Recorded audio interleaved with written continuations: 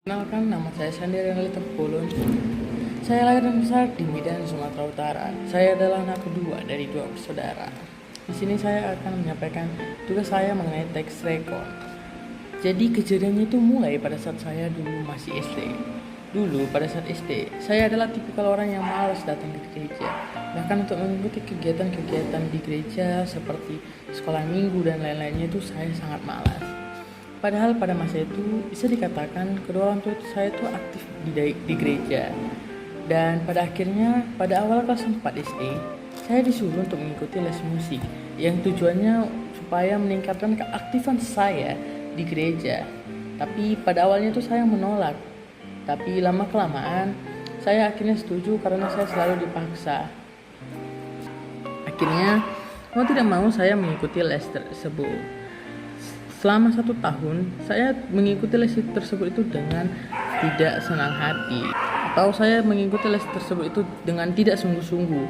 Jadi, setelah 1 tahun saya les di situ, saya tidak ada mengalami perkembangan yang cukup signifikan.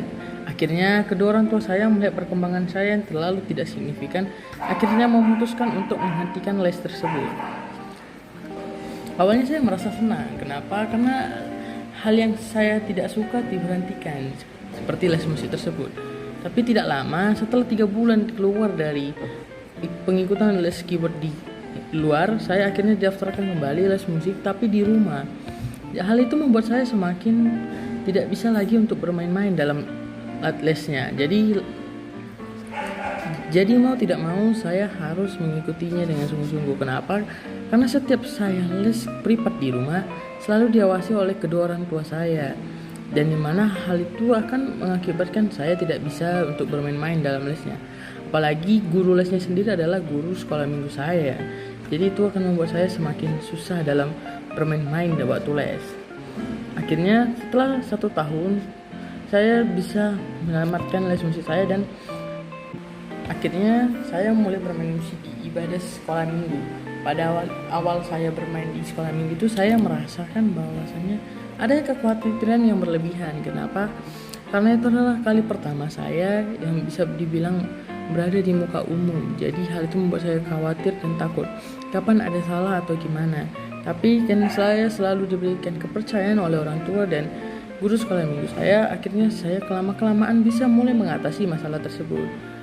Baru setelah 6 bulan saya mengikuti ibadah di sekolah minggu, melayani di sekolah minggu, akhirnya saya dipindahkan tugas menjadi ibadah di minggu orang tua. Hal yang sama terjadi, tetapi lebih parah, yaitu saya mulai merasa takut dan cemas yang berlebihan. Dan akhirnya saya diberikan semangat juga oleh guru saya dan orang tua saya. Pada awal kelas 8, saya mulai diajak di acara-acara besar seperti pemberkatan pernikahan, petabisan calon sintua, Natal, dan yang paling penting itu adalah acara-acara syukuran-syukuran lainnya. Hal yang paling saya benci ketika menjadi salah satu tim pelayan musik di gereja saya itu adalah para song leadernya. Kenapa para song leadernya? Karena bisa dikatakan mereka itu menganggap dirinya bahwasannya mereka adalah yang paling pintar, yang paling mengerti segalanya, dan bahkan mereka yang dianggap mereka adalah sebagai penentu di situ. Jadi kalau tidak mengikuti perintah mereka atau saran-saran dari mereka itu kita tidak bisa dipakai lagi. Tapi awal-awalnya saya memang merasa tidak nyaman dengan hal itu, tapi kelama-kelamaan ya saya mulai memaklumi hal tersebut. Biarpun terkadang saya sering merasa kesal dengan dengan song leader yang berperilaku seperti itu.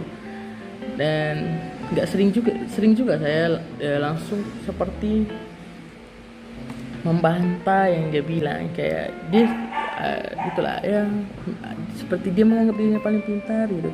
Jadi dia tidak menganggap dirinya paling pintar, jadi dia tidak memperhatikan kawan-kawan yang lain.